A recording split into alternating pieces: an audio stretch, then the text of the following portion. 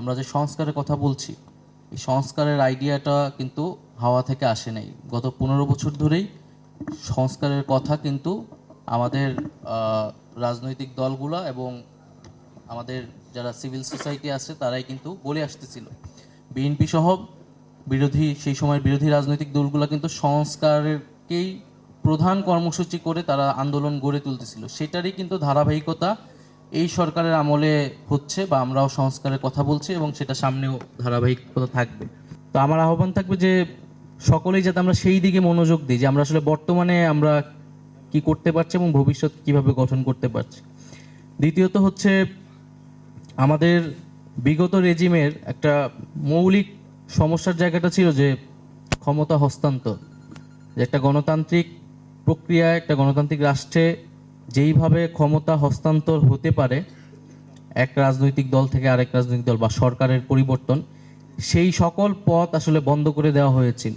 ক্ষমতা হস্তান্তরের প্রক্রিয়াটা কতটা গণতান্ত্রিক, কতটা শান্তিপূর্ণ, কতটা প্রাতিষ্ঠানিক করা যায়, সেইটা কিন্তু আমাদের এই যে ট্রানজিশনাল পিরিয়ড, সেই সময় আমি মনে করি আমাদের প্রধান একটা এজেন্ডা সংস্কার। নির্বাচন আমরা যে করব, নির্বাচনের আগে এই প্রশ্নের সুরাহাটা হওয়া প্রয়োজন যে এরপরে যে সরকার আসবে সেই সরকারেরও ক্ষমতা হস্তান্তরের প্রক্রিয়াটা কি হবে, এবং সেইটা যাতে কোনো সহিংস বা প্রতিহিংসার রাজনীতি যেটা আমরা বলি সেই জিনিসগুলো যাতে বাংলাদেশ আর ফিরে না আসে। দ্বিতীয়ত আমরা বলছি যে ঐক্যের, আমরা মনে করি অভ্যুত্থানের মধ্য দিয়ে বাংলাদেশে একটা জাতীয় ঐক্য তৈরি হয়েছে এবং আমি মনে করি যে এই ঐক্য এখনো চলমান। এবং আমরা আসলে এরকম একটা দেশই দেখতে সবসময় চেয়েছি যে বাংলাদেশ প্রশ্নে আমরা সব রাজনৈতিক দল বা সরকার আসলে একটা প্ল্যাটফর্মে আসতে পারবে, যেটা আমরা এর আগে দেখতে পাইনি। তো এইটার আসলে ধারাবাহিকতা প্রয়োজন এবং আমাদের কিছু স্পেসিফিক বিষয়ে আসলে ঐক্যটা সবসময়ের জন্য ধরে রাখতে হবে। যেমন আমি একটা বললাম যে ক্ষমতা হস্তান্তরের প্রক্রিয়া। দ্বিতীয়ত হচ্ছে আমাদের যে সংবিধান, আমরা একটা নতুন সংবিধান বা সংবিধান পুনর্লিখনের কথা বলছি, কারণ আমরা মনে করি যেই একটা মুজিববাদী বন্দোবস্তের মধ্যে দিয়ে যে সংবিধান রচিত হয়েছিল সেখানে মানুষের বা আমাদের মুক্তিযুদ্ধের আকাঙ্ক্ষা প্রতিফলিত হয়নি। এবং বাংলাদেশকে নিয়ে যে আমাদের প্রতিবেশী দেশের যে ইঞ্জিনিয়ারিং, সেই ইঞ্জিনিয়ারিং কিন্তু আসলে আমাদের বিগত কনস্টিটিউশনে প্রতিফলিত হয়েছে। শুধু কনস্টিটিউশন নয়, আরও অনেক কিছুতে সেই ইঞ্জিনিয়ারিং প্রতিফলিত হয়েছে।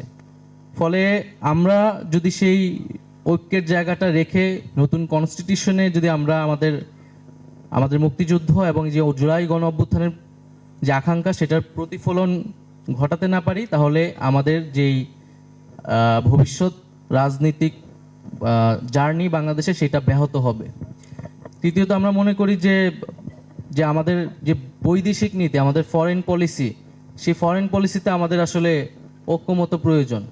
রাষ্ট্রের একটা একক ফরেন পলিসি থাকবে, সেখানে সরকার পরিবর্তন হবে, দল পরিবর্তন হবে, কিন্তু স্টেট ভিশনকে সামনে রেখে সেই ফরেন পলিসিতে যাতে সবাই ঐক্যমত করে। কিন্তু আমরা দেখি আমাদের বাংলাদেশের হিস্ট্রিতে আমরা দেখি এক এক দল আসলে তার বৈদেশিক নীতি এক এক রকম হয়ে যায়। এক দল আসলে সেটা ভারতমুখী সরকার হয়, আরেক দল আসলে সেটা ভারত বিরোধী বা অন্য দেশমুখী সরকার, এইভাবে পড়তে হয়।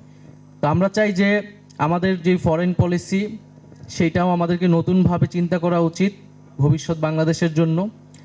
এবং তৃতীয়ত হচ্ছে আমাদের যে অর্থনীতি এবং ব্যবসা, সেক্ষেত্রেও আমাদের ঐক্যমত্যটা প্রয়োজন। আমাদের যে লুটেরা এক ধরনের ব্যবসায়িক শ্রেণী তৈরি হয়েছে যারা টাকা পাচার করেছে কেবল, তার বিপরীতে আমরা কিভাবে আমাদের দেশপ্রেমিক এবং সৎ ব্যবসায়ীদের আমরা সহযোগিতা করতে পারি, সেই বিষয়ে আমাদের ভাবা উচিত, কিভাবে আমরা একটা জাতীয় অর্থনীতি গড়ে তুলতে পারি। এবং এগুলোর পাশাপাশি আমাদের শিক্ষা, স্বাস্থ্য এবং দুর্নীতি বিষয়ক যেই নীতিগুলো, সেই নীতিগুলোতেও আমাদের এক ধরনের ঐক্যমত প্রয়োজন। সরকারের অনেক সীমাবদ্ধতা আছে, সেই সীমাবদ্ধতাগুলো স্বীকার করেই আমরা চলার চেষ্টা করছি এবং সেটাকে কিভাবে আরও বৃদ্ধি করা যায় এবং সেই জায়গা থেকে সকলের সহযোগিতা আমরা সবসময় চেয়ে আসছি। আমলাতন্ত্র নির্ভরতাকে কাজে লাগিয়ে ফ্যাসিজম তৈরি করা হয়েছে।